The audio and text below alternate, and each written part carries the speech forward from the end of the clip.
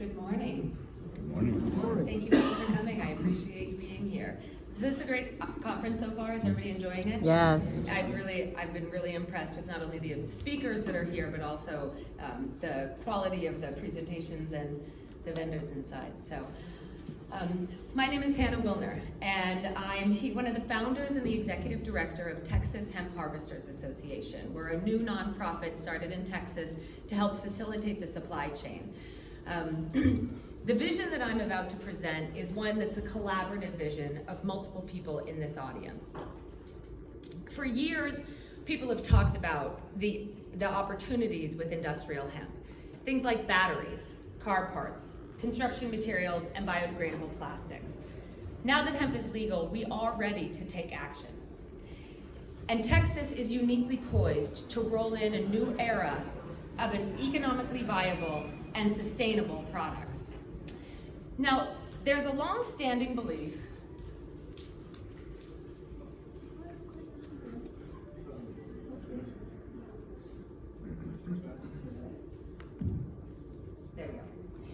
There's a long-standing belief by hippies and beatniks alike that legalization of cannabis would roll in a utopian world, that hemp removes all of the world's problems, that it's a known cure for everything: global warming, CO2 reduction, drug addiction, renewable energy, you can name them all, I'm sure. Now, personally, I'm not sure that hemp can solve all of the world's problems. However, I am confident that hemp production in Texas can be a shot of economic stimulation for this state. So we're going to start with the building blocks, but first I need to warn you, this is going to be interactive, so I would love to have your participation. So I'm just going to do a little test for the audience. Can I get a raise of hands of anybody who had breakfast this morning? Good, very good. How about exercise? Did anybody get out to do a run? A couple people, wonderful. All right, how about a show of hands for everybody who's registered for our awesome networking event tonight at Eddie Dean's? Good, all right, well I hope that by the end of this, everybody raises their hands. We've got free barbecue, and we're raising funds to help support the Texas Department of Agriculture hemp program. So if you're planning to apply for a license, I highly recommend that you show up. We'll have a lot of great people there, it'll be good networking. Now back to the topic. The next question that I would like for you to help me with is, how would you describe Texas? What are the top 2 adjectives that describe Texas? Great. Great, absolutely great. Business friendly. Big, yes. Business friendly. Proud. Proud. What about? Independent. Independent is right. Conservative. Also. How about big and strong? Would you guys agree with that? Yes. Yes. Well, big and strong also describes hemp. This is one of the strongest and longest plant fibers known in the world. Because of its strength, hemp fiber can produce composites that can develop anything from brake pads to skateboards, down to the drones that our military flies. So our first building block in Texas is agriculture. Now, Texas knows large-scale agriculture. We do it already and on a big scale. Texas farmers and ranchers produce $22 billion of agriculture products each year. We know how to handle this product. Now, building block number 2 is industry. Texas is one of the friendliest businesses in the union to conduct business. We have some of the largest industries like oil and gas, manufacturing, and food and beverage that are headquartered right here in this state. Now, in order to produce goods at the scale required and of the standards that each of these industries requires would take a massive amount of reliable and consistent product. Is that something you think Texas can provide with our agriculture? Heck yeah. Absolutely. And then we get to our third building block. I need your help again. Who has moved someplace because of the education for their children? Who has gone to school someplace to go for some quality education? Texas easily has 3 schools in the top 20 in the United States, from our K through 12 all the way through our graduate programs.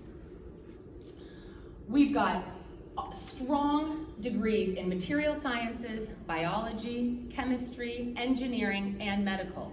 All degrees that can utilize this plant. Now, in order to get to the future of Texas, we have to start with the current state. So there are 3 important facts to know. The first and most important is that other states have years of experience with this crop.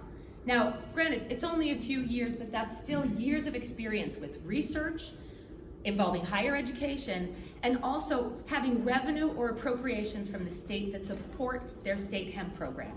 We have none of that in Texas right now. The second fact is that the marketplace is heavily weighted towards the health and wellness industry.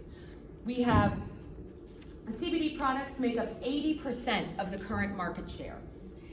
Now, don't get me wrong, the importance of cannabinoid education and research is so important that I'm going to take a moment here just to make sure that every person understands that every mammal has an endocannabinoid system that runs through our body just like the nervous system. And this system has receptors in every tissue of our being. So our skin, our heart, our brain, our eyes, you understand.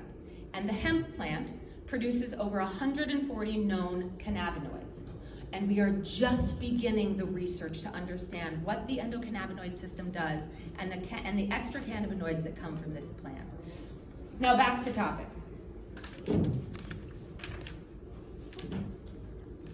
The next thing, the next important fact, and the reason that we formed Texas Hemp Harvesters Association is because Texas currently lacks the infrastructure that is necessary to produce any product from this crop. Supply chain development and the standards, expectations, and trust that is already established in other markets doesn't exist in this state, and we need to create it, and we need to start now. Now, if you're wondering why I said that the most important fact is that other states have years of experience, it's because we can learn from their mistakes. Texas can create a future that takes the lessons learned from other states and implements them starting today. If you haven't had a chance to watch the new video that Commissioner Miller and Texas Department of Agriculture put out, I highly recommend that you watch it. And in it, he very clearly states what the risks are for farmers and how they should approach this crop. So the first is make sure that you have a buyer and a contract. Because we don't have established network within the state, these seem to be a little more challenging. And what's funny is that people seem to be blinded by this green rush. But please make sure that if you're interested in this crop, that you know who the next step in that supply chain is and you have a responsible contract. Beware of fraud. In banking, they call this know your client. It's very important that you understand who you're working with, that you build established, reputable relationships, and do your homework and check references, both on people and businesses. The third is growing. Remember, Texas has no established baseline for the best hemp varieties that grow or the regions that will be the most productive. Now, the last is more of a fact than anything else, and that's that all cannabis and hemp is susceptible to pest and disease. So don't be dissuaded about this. There are plenty of natural solutions available that we have, but just know what you're getting into before you move forward. So, knowing all this, how can Texas show up as big and strong? How can Texas be the market leader, even with all these things that we're walking into? Would you like to know? Yes. By targeting strains and cultivars that are strong in fiber, seeds, and cellulose. By engaging large corporations that are already invested in Texas to help us build our market, which in turn is capable of supporting the needs of these large industries. And by partnering with our local higher education institutes to provide research and development for new products that are both economically viable and sustainable.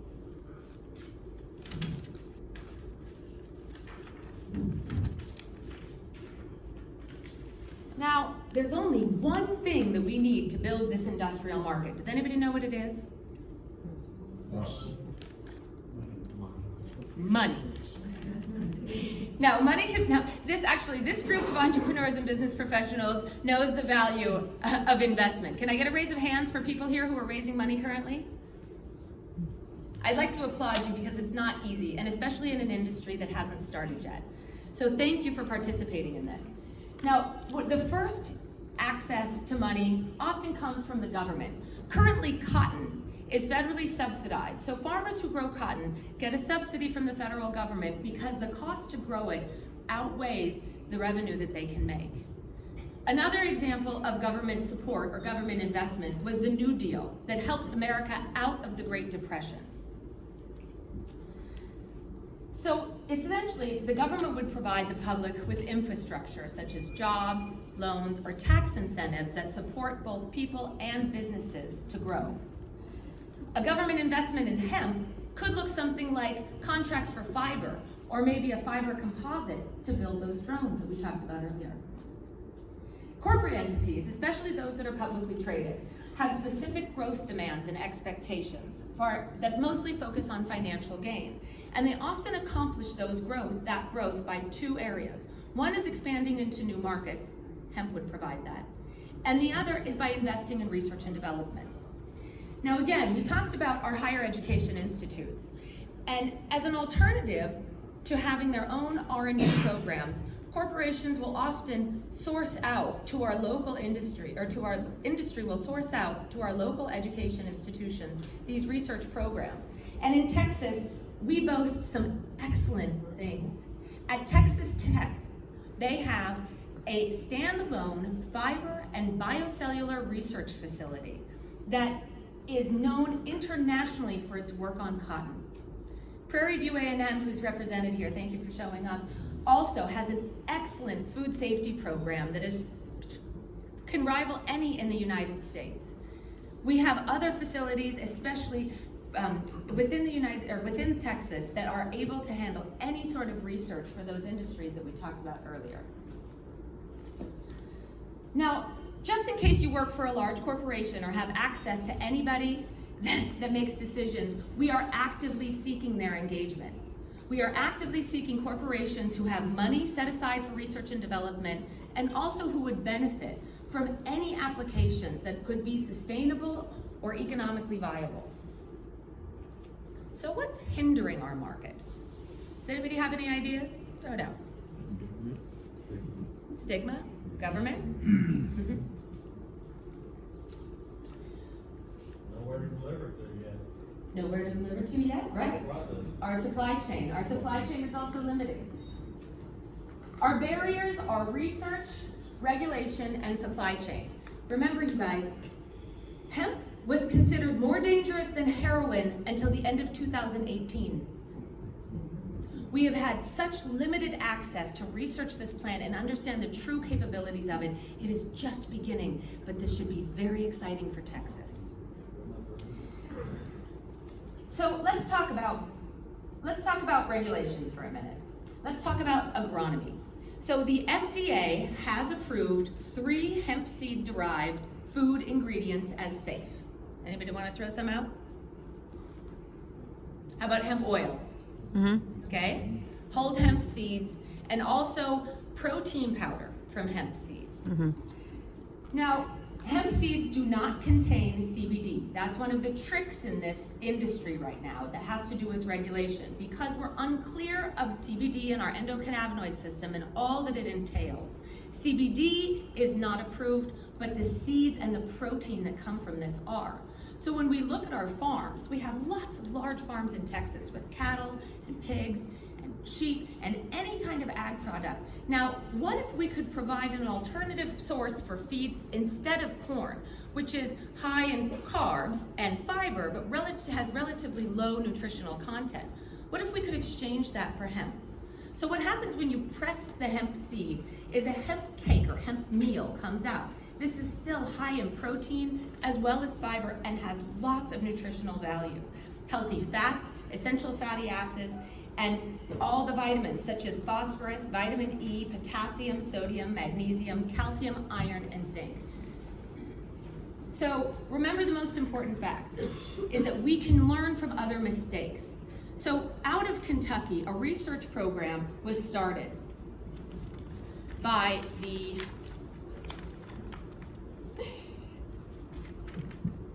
Hemp Feed Coalition, which is a program that focuses specifically on the regulatory and legal approval of hemp as a feed alternative. Now, we've spoke with them, And what they are encouraging Texas to do is to start these small microcosms where we can encourage our partner institutions to support research with farmers who have cattle or other agricultural products, to start supporting the research that's already being done. We in Texas need to help prove that this is safe. And we as Texans are uniquely capable of doing it because of our large agricultural background. Now, seeds also produce a cellulose that is used for bioplastics, car parts, semiconductors, solvents, lubricants, and all sorts of additives to coatings such as paint and varnish.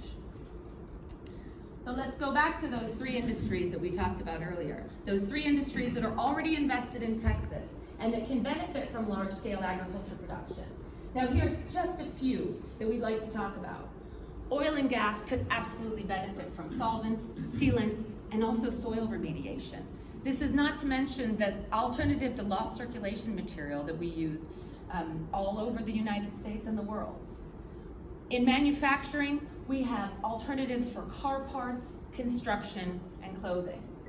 And then our food and beverage industry has so much potential and opportunity, again, to use hemp as a plant-based protein alternative for our schools and for ourselves. So you can see the large impact that hemp has. Now let's talk about the last barrier, which was mentioned, the supply chain. Now, Albert Einstein said, we cannot solve our problems with the same thinking that got us here, that created them. And in Texas, we have an opportunity to look at this differently. No matter where you go in the supply chain, whether it's for CBD products or decortication for fiber and herb, we have an opportunity to create new supply chains in this state and do it differently than it's happened in other areas. Texas Hemp Harvesters was formed to support and answer the supply chain dilemma. My partners at Texas Hemp Harvesters Association recognized early on the potential catastrophe that Texas could have if farmers decided to plant this, but there was no supply chain to move it down. This is unacceptable. So we have gathered resources and experts from around the world who can answer questions and provide solutions to this industry that is just beginning. The goal is to share our knowledge and hope that Texas can and will approach this industry differently. That our vision for building Texas to be the industrial hemp market leader can be a reality. Now, in closing, the future of hemp in Texas. The future of industrial hemp in Texas relies on all of us to get industrial corporations interested in supporting our research and development and creating new applications in all industries. One that takes advantage of the strong foundation that Texas already has with agriculture, industry, and our higher education institutes. We can fast track our position to that market leader position by incorporating lessons learned from other states and utilizing the Texas strengths. Now, before we begin our question and answer series, I want to encourage you to come to our event this evening. So for those of you who are planning to apply for a license in Texas in 2020, the Texas Department of Agriculture does not have any appropriations to support their hemp program. So what that means is in the next month, or 60 days at the most, applications will be out for farmers to begin growing. Those applications have no funds for administration to make sure that they're processed quickly. By coming to support our event this evening, your donations go directly to support Texas Department of Agriculture administration to process these applications, and also to begin the future for Texas on the right foot. Are there any questions?